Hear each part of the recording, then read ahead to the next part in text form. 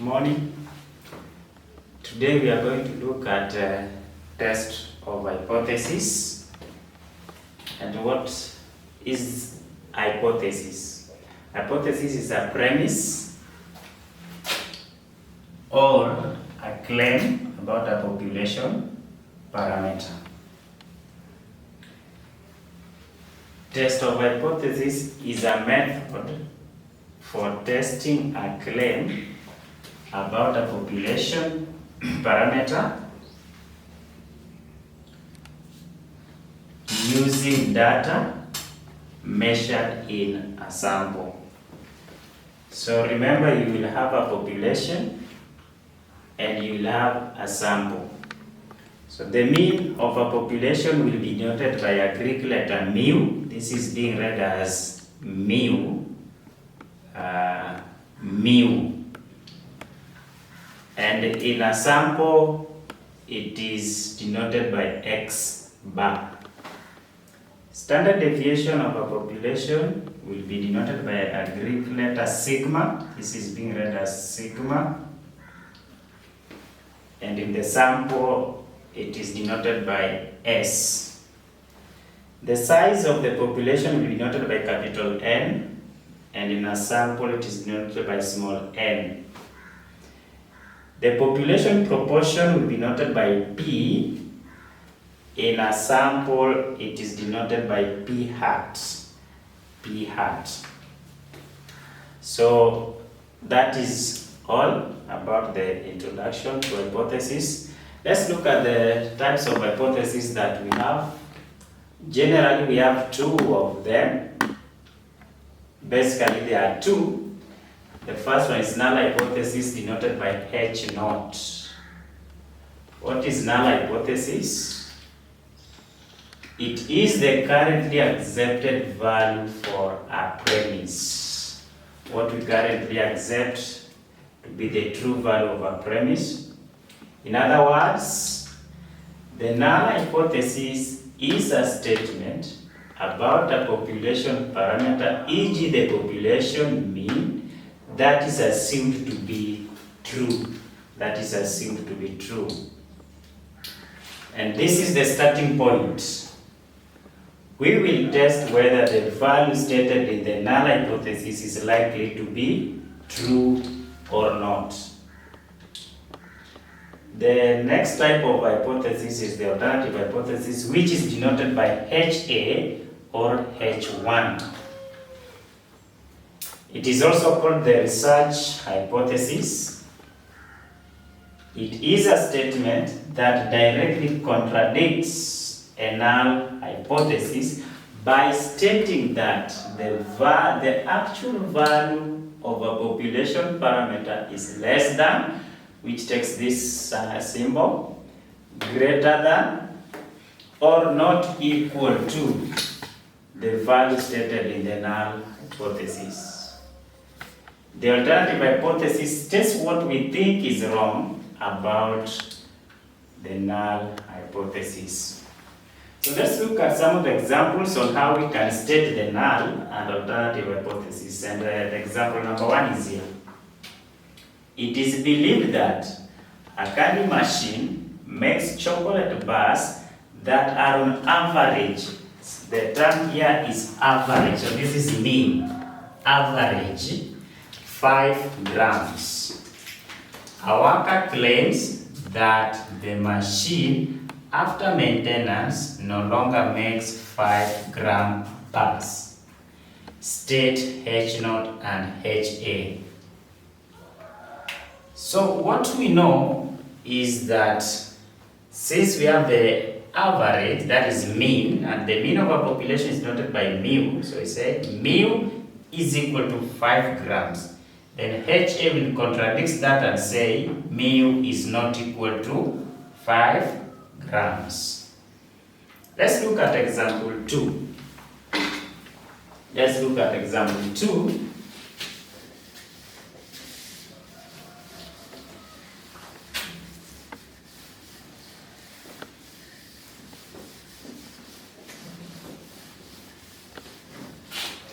I have example 2 here. The teacher in a school, number 2. The teacher in a school believes that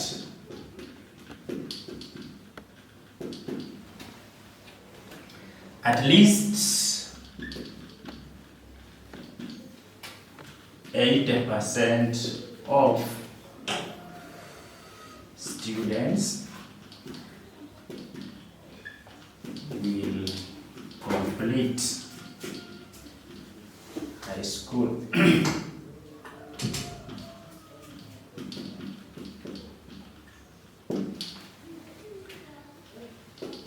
A student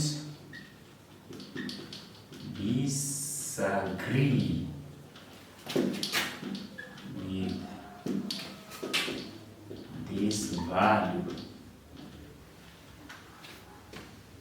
and decided to conduct a test.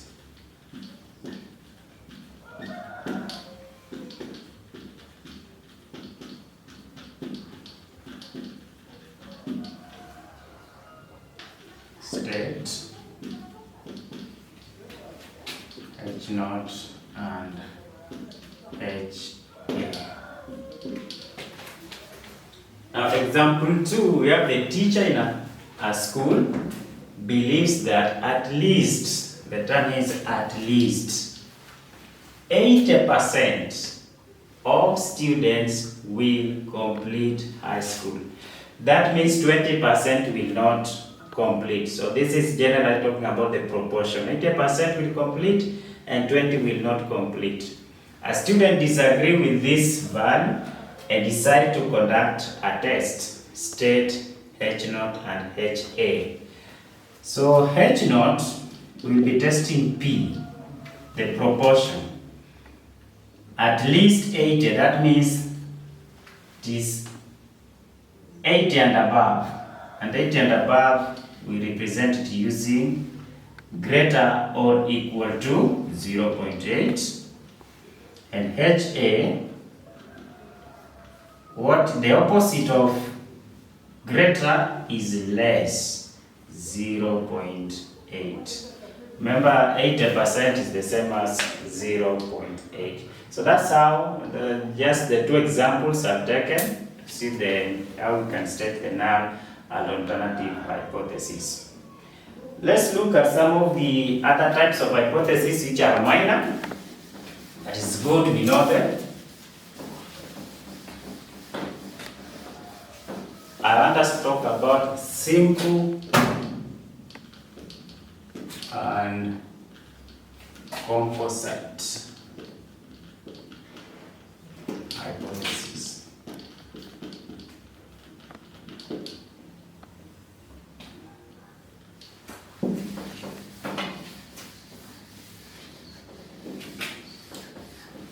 Simple and composite hypothesis. Let's have a simple hypothesis.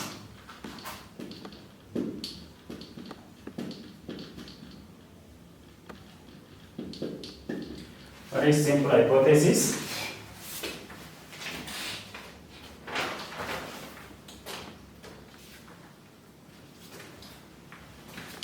A statistical hypothesis is said to be simple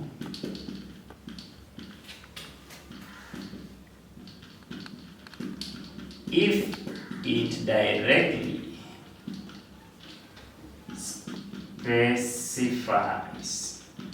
specifies the value of a population parameter. E.g.,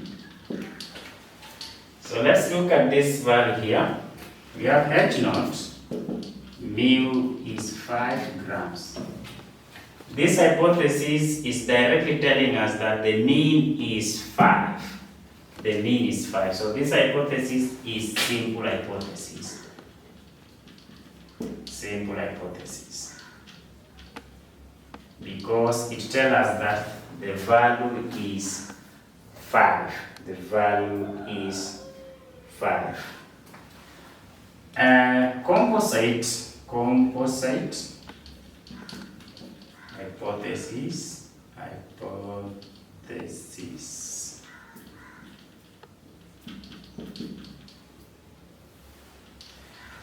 A statistical hypothesis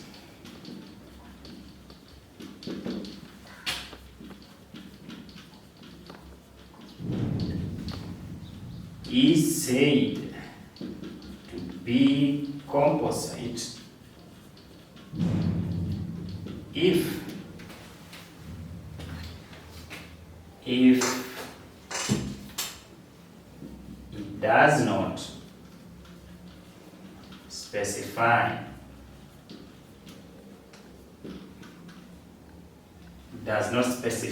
directly the value of the parameter.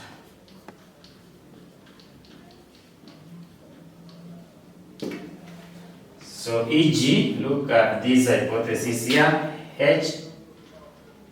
HA mu is not equal to 5 grams. So we don't know which value is it. The values that are not equal to 5 grams are so many. 1, 0, 10, 100.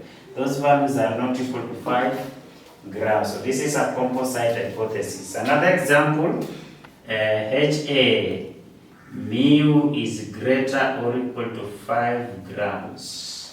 Values that are greater than 5 grams are so many, so we don't know. This one is not telling us which value is it. So it is composite hypothesis. So that is all about the types of hypotheses that we have. Let's move on and look at the possible outcomes of a test.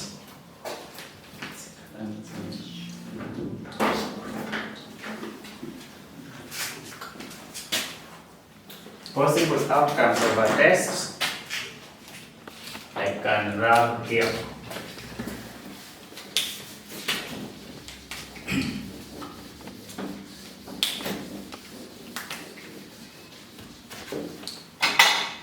Possible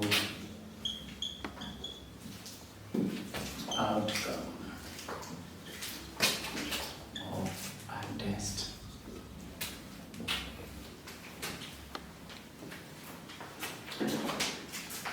Any test that you do, you are expecting an outcome. So in test of hypothesis, we only have 2 types of outcomes. The first one is to reject the null hypothesis H naught, or the next result or outcome, you fail to reject the null hypothesis. So our outcome is based on the null hypothesis. You either reject it, remember when you reject it, then you are going to accept the alternative. When you fail to reject it, that means you have accepted it. So we only have those 2 outcomes of a test. Let's look at the test statistics.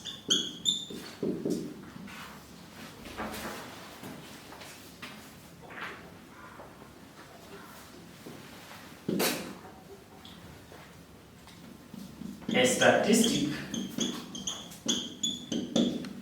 to bracket a function, that is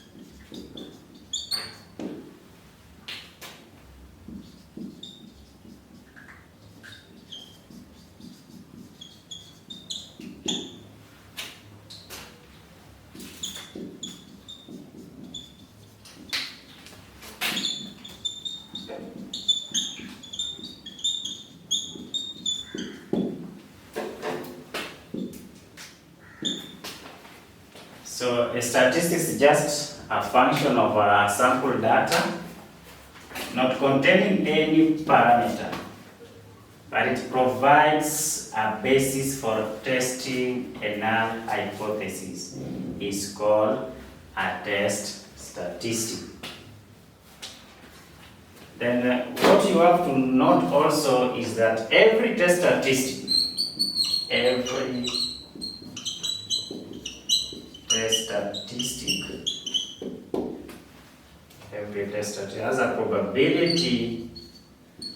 has a probability distribution.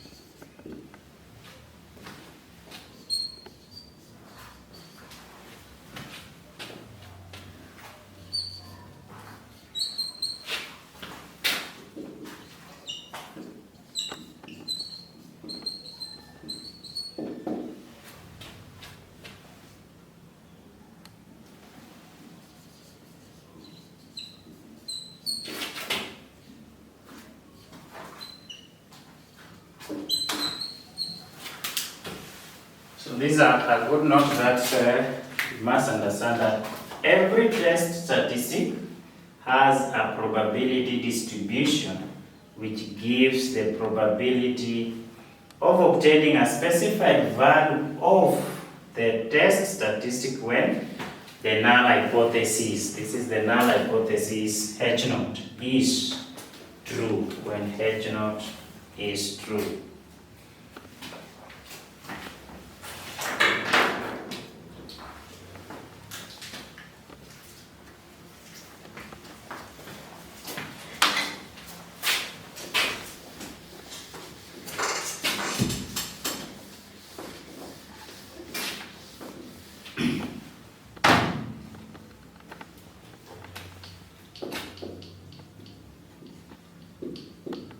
Most commonly used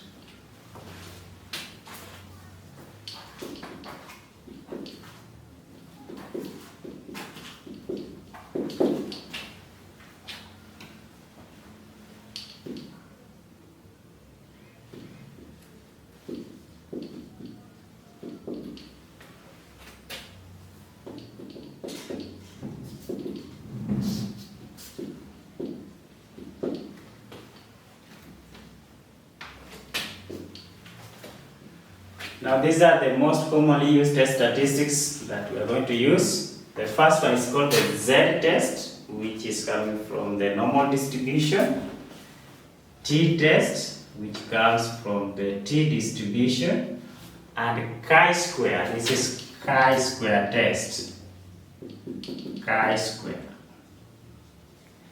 which comes from the chi-distribution. These are the most commonly used test statistics that we are going to look at. And lastly, let us note this, that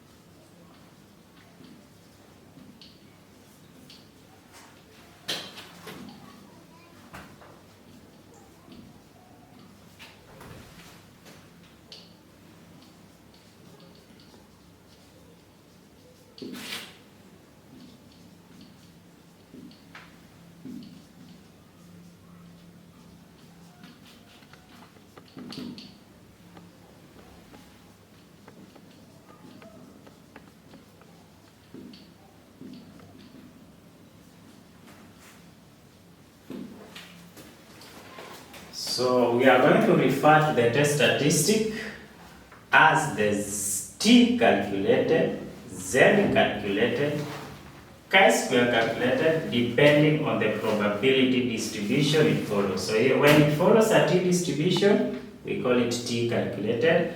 When it follows a normal distribution, we call it z calculated. And when it follows a chi-square distribution, we are going to call it chi-square calculated. Now, what are some of the conditions that you have to look at so that you can use Z test and T test? Let's look at the conditions.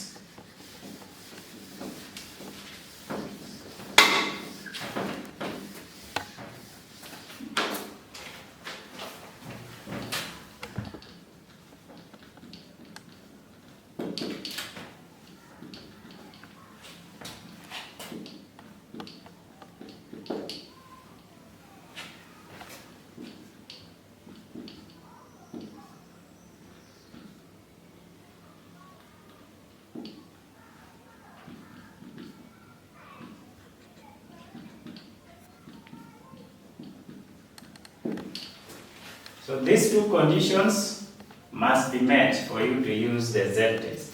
The sample size must be greater than 30. Population standard deviation is known. So when population standard deviation is given, you have to use the Z test. Sample size greater than 30, you must use the Z test. We call them, this is the large sample size. Large sample size. And the conditions for T, we'll just look at the Z and T. For T test. Or the small sample size. Small sample size. First condition, n less than or equal to 30.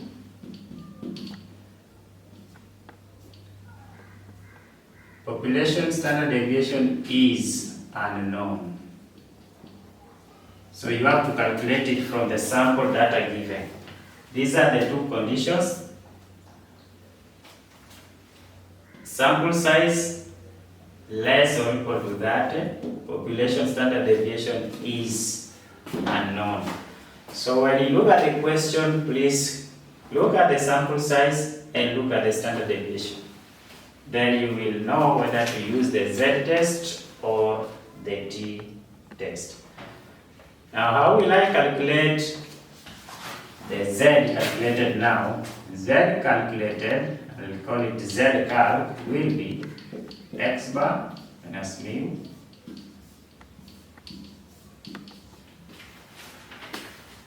where this one means sample mean.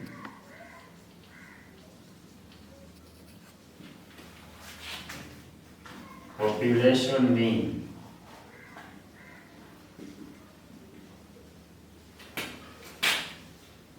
Population standard deviation. Standard deviation.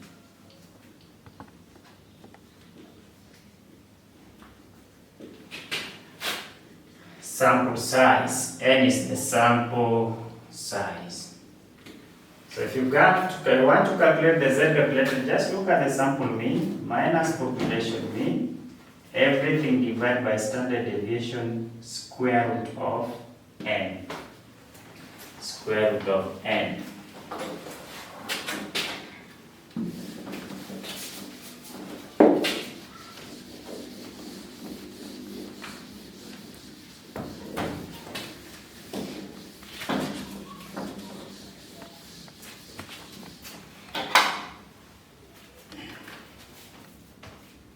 If it is T calculated, T calc will be x bar minus mu.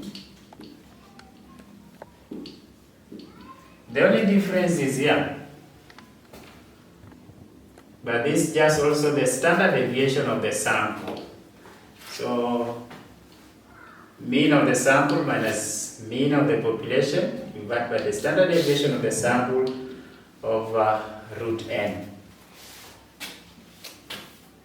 When we are dealing with proportion, then z-calc will be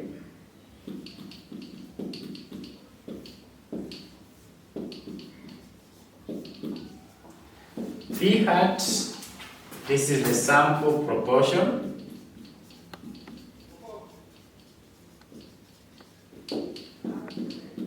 population proportion,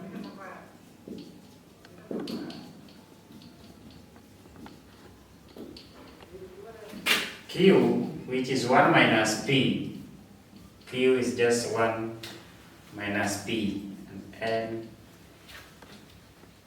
is the sample size. Sample size. Okay, so we are just going to test the population mean and population proportion. These are the conditions we are going to look at.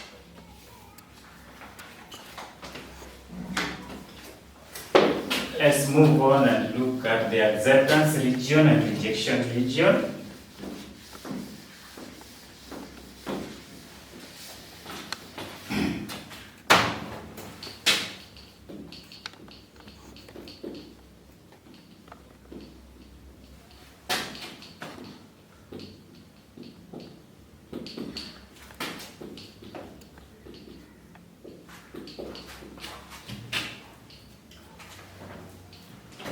Both the z-test and t-test, they have that shape, and at the center is where we have the mu.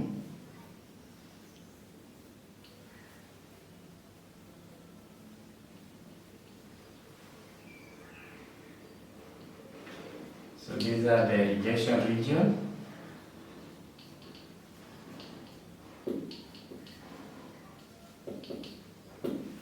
All of this is acceptance.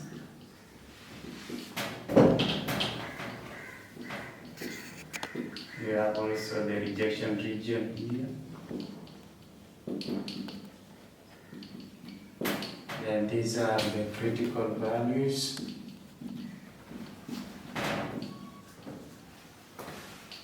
We also have a critical value on the other side.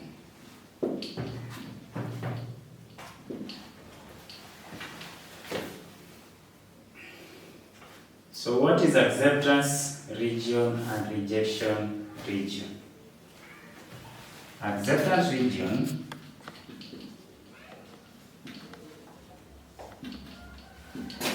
is a region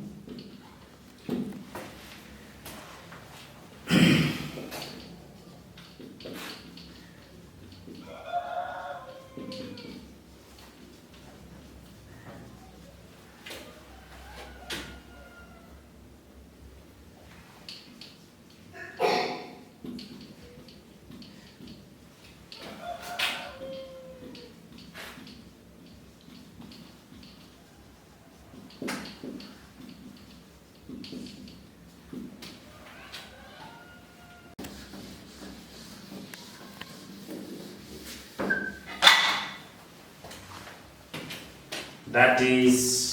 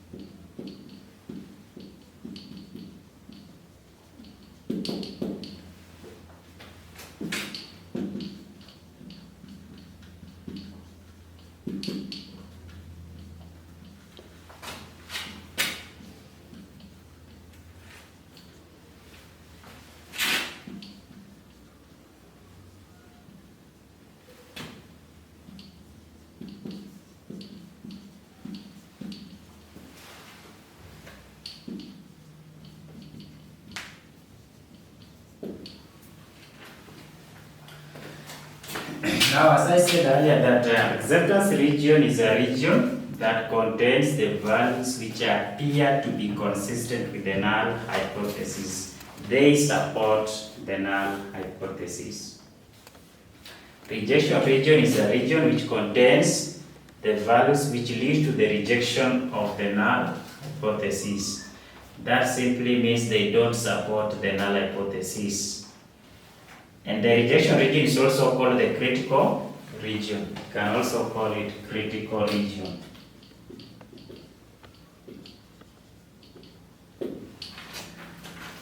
These critical values here, these are just the values which separates the critical region from acceptance region. And these critical values depend with the degree of confidence the experimenter is willing to have in the null hypothesis. The critical values are always read from the Z table or T table. That is where we are going to get those critical values. And remember, you must know the degree of confidence you are willing to have in the null hypothesis. Let's look at the type 1 and type 2 error. Type 1 and type 2 error.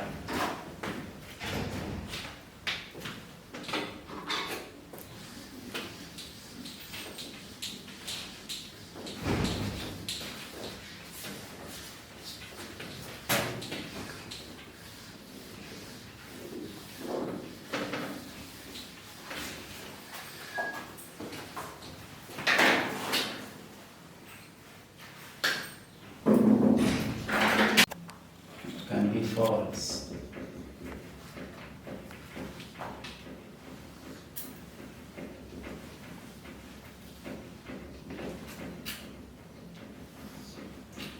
Can decide to reject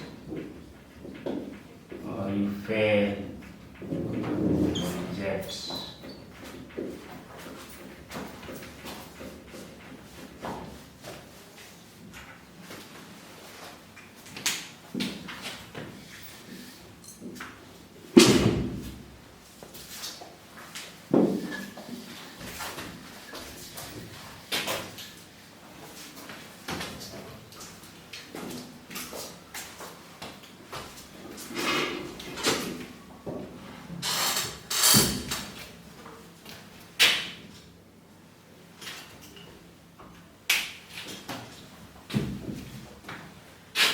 So H naught is true and you reject. So when you reject a true value, that's when you are committing type 1 error. When you reject a true value, you are committing a type 1 error, and the probability of committing type 1 error is denoted by alpha. This is being read as alpha. Let's look here. H naught is false and you reject. So you reject a false value, that is correct decision. A decision is very correct. And when H naught is true and you fail to reject it, that's also a correct decision. H naught is true and you fail to reject it, that's a correct decision. H naught is false and you fail to reject it, that is the type 2 error,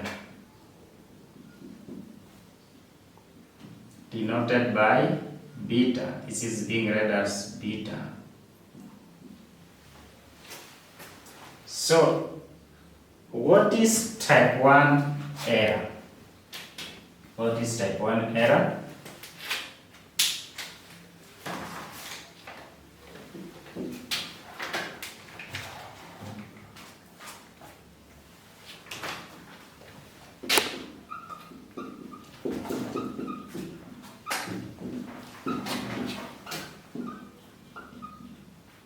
This is the error over there.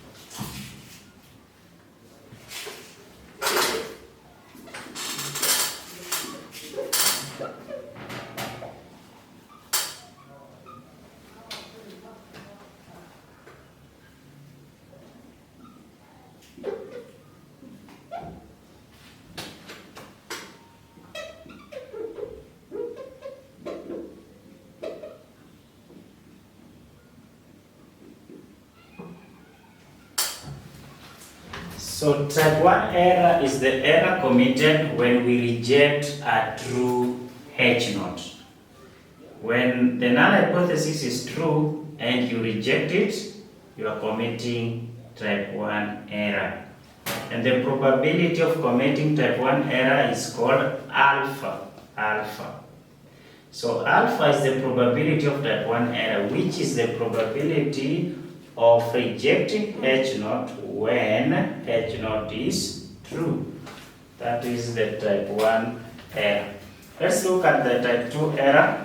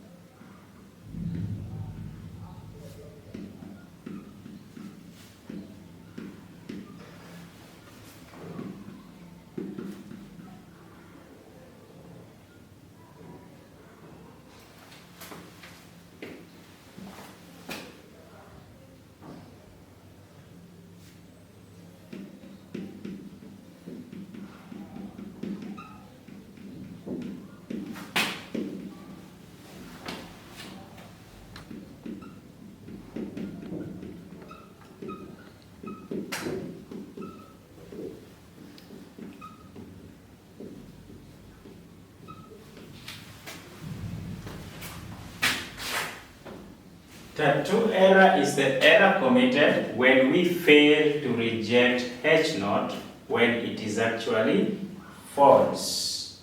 The probability of type 2 error is called beta. Beta is the probability of type 2 error, which is just the probability of fail to reject H0 when H0 is false. So these are the two types of errors that we are likely to have in the test of hypothesis. We are likely to have those two types of errors when we are testing the hypothesis.